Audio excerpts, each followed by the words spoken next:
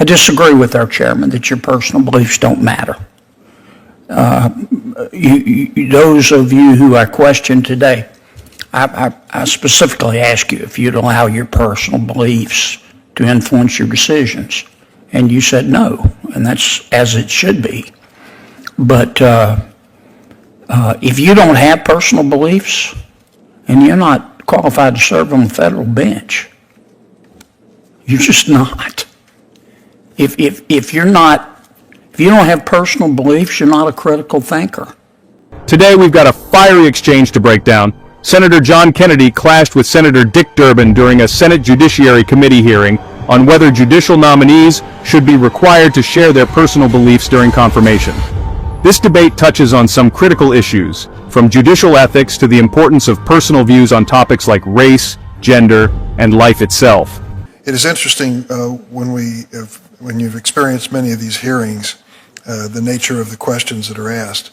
Some of the questions challenge the individuals on the panel because they ask them for personal views on issues, and many are instructed by the canons not to share personal views, but to try to stick with the law and not to prejudice any pending case or any future case. And so it puts many of the nominees in a tough position. We all have opinions on things, but judges do their best to suppress those and follow the law and facts in the case, which they're asked to do. So it creates a challenge in that regard. Mr. Chairman, may I be heard on that? I disagree with our chairman that your personal beliefs don't matter. Those of you who I questioned today, I specifically asked you if you'd allow your personal beliefs to influence your decisions, and you said no, and that's as it should be. But if you don't have personal beliefs, and you're not qualified to serve on the federal bench, you're just not.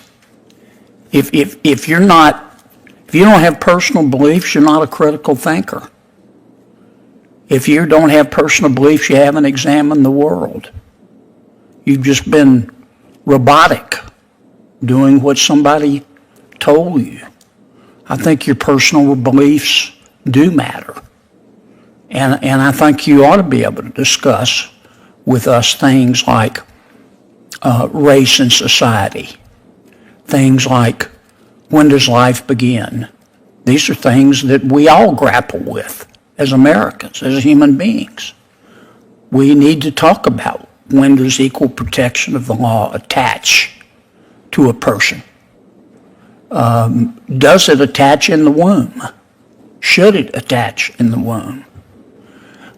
We need to talk about racial progress in America. What we've gotten right, what we've gotten wrong. America caught the disease of slavery, but we beat it back. We should be able to talk about that. I've never asked your opinions or a nominee's opinions about a case that was pending before them or that might be pending before them. But when you come before this body, at least this is one person's opinion, when you come before this body and you refuse to answer a question about your personal beliefs, people are going to assume what they want. And sometimes they're going to assume correctly, and sometimes they're going to assume incorrectly. But they're going to assume, and they're going to attribute that belief as your belief. So I think you're making a huge mistake. I understand I've served only with 2 presidents. White House counsel's offices do their job. They get you prepared. They give you the questions that have been asked in the past. I get all that, okay? But I just have to dissent from my chairman that your personal beliefs don't matter, because they do. They do a lot. And they tell us a lot about you. And that wraps up today's breakdown of the fiery clash between Senator Kennedy and Senator Durbin. The debate over whether judicial nominees should share their personal beliefs is far from over, and it's one that will continue to shape the future of the courts in America. What do you think? Should nominees be more open about their personal views, or should they stick strictly to the law and avoid discussing personal opinions?